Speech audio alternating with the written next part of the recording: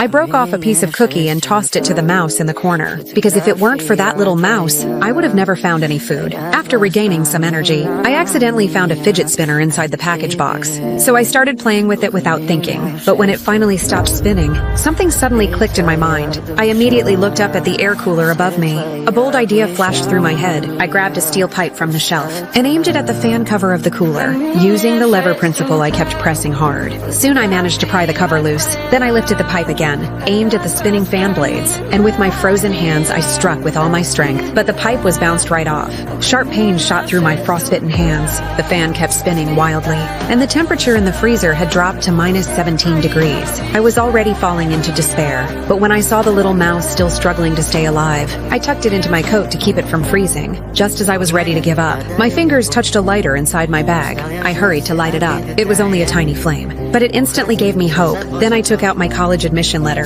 and set it on fire without hesitation. The big flame immediately brought warmth to my body. The temperature in the freezer slowly began to rise. Just when things started to look better, thick smoke made me cough hard. As a college student, I suddenly realized if this went on, I would soon suffocate from the smoke. So I reluctantly put out the fire using a piece of cardboard. But the moment the flame died, a wave of freezing cold rushed back at me.